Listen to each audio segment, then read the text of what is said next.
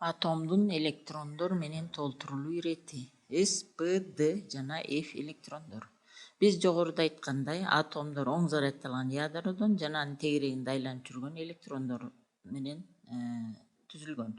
Электрондор тынымсыз ядронун тегерегинде кыймылдап жүргөндүктөн, ал бизге булутча сыяктуу электрондук микроскоп менен караганда булутча сыяктуу көрүнөт. Мисалы, бул жерден алсак, точка менен белгилесек электрондорду. Ар түрдүү формадагы булутчаларды пайда кылат. Ал электрондук булутчалар деп аталат. Мисалы, бул сүрөттөн карасак, шар формасындагы булутчасынын формасы шар формасында болсо, аны биз S электрон дейбиз. S электрон. Бул сфера деген сөздүн биринчи S тамгасынан алынган. Деме, экинчи түрү P электрондор. P электрондор бул булутчасынын формасы гантель же сегиздик формасында. P электрон бул. P. Ал эми андайын D электрондор. D электрондордун булутчасынын формасы 4 желекчелүү гүл сыяктуу элестетилет. Бул D электрон. D электрон. Бул 4 желекчелүү гүл сыяктуу. Ал эми F электрон булутчасы өтө татаал болгондуктан аны тартууга, сүрөт менен элестетүүгө мүмкүн болгон эмес. Демек, электрондор тынымсыз ядронун тегерегинде кыймылдап жүргөндүктөн ар түрдүү булутчаны пайда кылат. Ошол булутчалардын тыгыз жайгашкан жерин биз орбитал дейбиз. Булутчалардын тыгыз жайгашкан жери орбиталдар деп аталат. Демек, орбитал. Демек, орбиталдар ошол электрондор тыгыз жайгашкан жер. Эгерде S электрондор болсо S орбитал дейбиз. P электрону болсо P орбитал, D электрону болсо D орбитал, F электрону болсо F орбитал дейбиз. Демек, ядронун тегерегинде электрондор орбиталдар боюнча белгилүү бир закон ченемдүүлүктө айланып жүрүшөт. Муну физикалык методдор менен далилденген. Ядронун тегерегинде электрондук катмарлар бар. Мисалы, мону биз ядро десек, оң заряддалган бул ядро, плюс заряд. Ал эми тегерегинде ар кандай катмар болуп электрондор айланып жүрөт. Мисалы, могу биринчи катмар, бул экинчи катмар же деңгээл десек де болот. Бул үчүнчү катмар жана башка. Бардыгы 7 катмар бар. Же 7 энергетикалык деңгээл деп коебуз. Эң биринчиси могу ядрого жакын биринчи катмар К энергетикалык деңгээл. Экинчиси L энергетикалык деңгээл. Үчүнчүсү М, дагы төртүнчүсү N, бешинчиси O, P жана Q. Демек, 7 энергетикалык деңгээл бар ядронун тегерегинде. Ошол 7 энергетикалык деңгээлде электрондор орбиталдары боюнча айланып жүрөт. Аны биз электрондук формула менен туюнтсак болот. Электрондук формула менен кантип туюнтабыз? Аны туюнтуш үчүн окумуштуулар Паули, мисалы, Паулинин принциби деп коет. Паули. Мунун принциби боюнча ар бир орбиталга эки эле электрон сыйрыгыша алат. Демек, энергетикалык мүмкүнчүлүгүн орбиталды биз клетка менен белгилейбиз. Ар бир клетка бул бир орбитал, бир орбиталга максималдуу эки эле электрон батат. Бул Паулинин принциби. Бул эки стрелка эки электрон дегенди түшүндүрөт. А эмне үчүн эки стрелка мындай карама каршы? Бул спин деп коет. Спин же кыргызча ийик. Спин кыргызча мааниси ийик. Ийикти билесиңер, оң жакка да айланат, сол жакка да айланат. Жибирген ийик. Демек, спин деген эмне? Электрондор көрсө ядронун тегерегинде саат стрелкасы боюнча да айланат экен, анан саат стрелкасына каршы да айланат. Ошон үчүн биз аны спин деп коебуз. Аны карама каршы стрелка менен белгилейбиз. Демек, могул клетка бул орбитал. Орбиталга Паулинин принциби боюнча бир же эки, максималдуу эки гана электрон батат жана айланып жүрөт. Андан кийин экинчи Хунттун эрежеси. Хунт бул дагы окумуштуу болуп эсептелинет. Бул Хунттун эрежеси боюнча P орбиталында 6 электрон, максималдуу 6 электрон, P6 деп коелу, бул электронун саны. 6 гана электрон батат, бул 6 3 клетка чиебиз, 3 клетка. ар бир орбиталга 2ден батса, анда максималдуу саны, электрон саны 6 болот. Демек бул P орбиталы. Андайын D орбиталы. D орбиталына 14 электрон батат. 14. 10 кечирип койгула, мен алмаштырып алыптырмын F менен. 10 электрон 2-2ден батыш үчүн 5 орбитал керек же 5 клетка чебиз. 1, 2, 3, 4, 5. 5 клетканын ар бирине 2-2ден электрон батышса, ошондо 10 электрон D орбиталында максималдуу 10 электрон батат. Андайын F орбиталы. F орбиталында 14 электрон максималдуу батат. 14 E-. Буга 2ден болгондо канча клетка чебиз? 7 клетка чебиз. 1, 2, 3, 4, 5, 6, 3, 6, дагы бир клетка керек экен. 7. Демек, 7-өнү 2-2ден жайгаштырсак, ондо 14 электрон максималдуу жайгашкан болот. Демек, бул Паули, Хунт, андайын 3-чү окумуштуу Клечковский.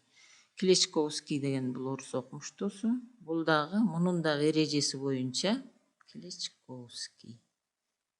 Демек, ушул 3 окумуштуунун принциптерин, закон ченемдүүлүк катары пайдаланып, биз атомдун электрондук формуласын жазганды үйрөнөбүз. Электрондук формула. Клечковскийдин эрежеси боюнча могу таблицаны карасак, могу жерде энергия деп турат, энергия. Ал эми могу электрондук деңгээлдер. 1-чи, 2-чи, 3-чү, 4-чү деңгээл. Могу К, Л, М, Н жана башка. Демек, ар бир энергетикалык деңгээлге электрондор энергиясынын энергиясы аз болгон деңгээлге биринчи батат. Демек, ошондо эң биринчиге, мына биринчи катмарда S электрон, S деңгээлчеси же болбосо мына S орбиталы. Бул эң биринчи S орбиталы толот. Энергиясы аз. Андан кийин P орбиталы толот. P орбиталы экинчи энергетикалык деңгээлде, мынакей P. Андайын D, андан эң аягында F. Демек, энергиясы өтө аз болгон F орбиталы эң аягында электрондор менен толтурулат.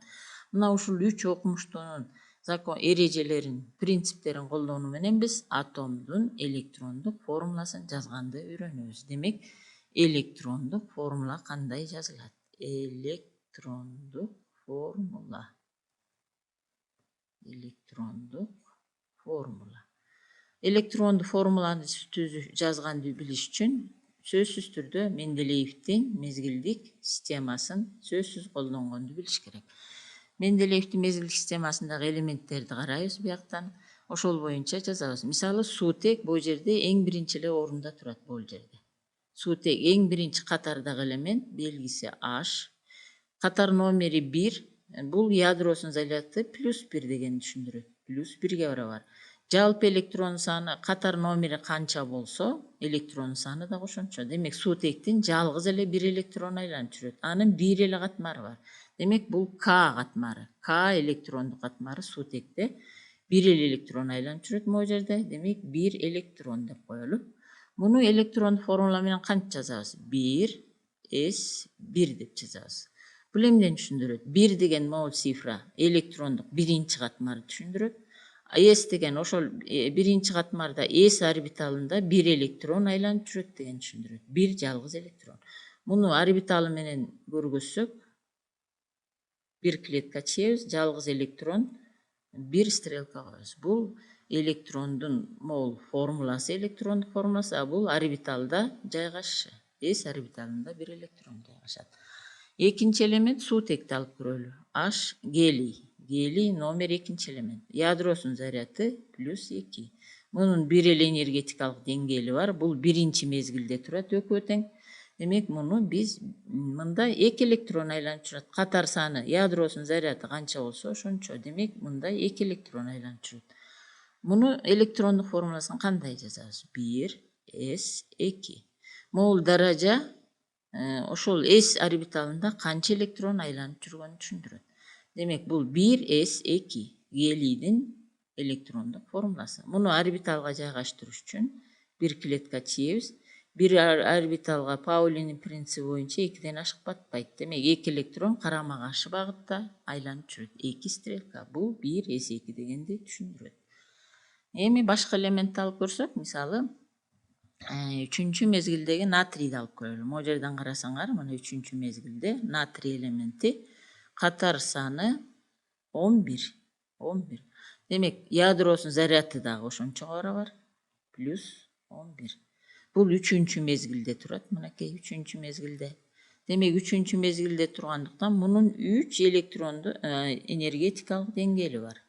Бул К болсо, бул L, а бул болсо М энергетикалык деңгээли. К биринчи деңгээлге 2ден ашык электрон батпайт. 2Е. Ал эми экинчи катмарга 8ден ашык батпайт. Ал эми үчүнчү катмарга 18 электрондон ашык батпайт. Демек, ошондо биз натрийдикин түзүш үчүн, демек, 2, 8 бул электрон саны 11 болуш керек, жалпы электрон саны. Демек, бул жерде 18 эмес, толгон эмес, 8ди өчүрөбүз. Демек, 1 электрон айланып жүрөт. Демек, могу катмардагы электрондордун суммасы 2, 8, 10, 11 могу ядронун зарядына барабар болуш керек.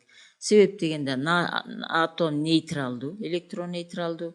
Демек, мунун заряды плюс 11 болсо, а электрондун саны дагы, электрон терс заряд, минус 11 десек, экөө барабар, демек, нейтралдуу бөлүкчө деген сөз. Башкача айтканда, атом ядросунун саны канча болсо, ядросунун саны, электрон саны дагы ошого барабар болуш керек. Демек, бул натрийдин атомунун түзүлүшү 2, 8, 1. Эми мунун электрондук формуласын кантип түзөбүз? Биринчи катмардыкын түзөбүз. 1, S, 2. Бул биринчи катмарда S орбиталында 2 электрон бар деген сөз. Эми экинчи катмарды чейбиз. Бул экинчи катмар 2. Эң биринчи S орбиталы толот. S'ке 2ден ашык батпайт, 2 деп жазабыз. А экинчиде бардыгы 8 электрон. А 6 электрон каяка батат? 6 электрон экинчи эле катмарда P орбиталына толо баштайт. Демек, орбитал толгондон кийин S'тен кийин P толо баштайт. Энергиясы аныкы S'тен жогорураак. Демек, могу даражасы 2 менен 6 8 болот. Демек, бул экинчи катмарда 8 электрон деген сөз. Эми үчүнчү катмарды карайлы. Үчүнчү катмарда 1 эле электрон айланып жүрөт. Бул үчүнчү катмар 3. S мунуку дагы эң биринчи S болот. Демек, 3S1. Демек, бул натрийдин электрондук формуласы. Демек, тууралыгын текшерели. Даражаларын кошобуз. 2, 2, 4. 4-кө 6-ны кошобуз 10. 10го 1-ди кошсок 11. Демек, жалпы электрон саны 11 болду. Демек, туура келди. Демек, 11 электрон айланып жүрөт.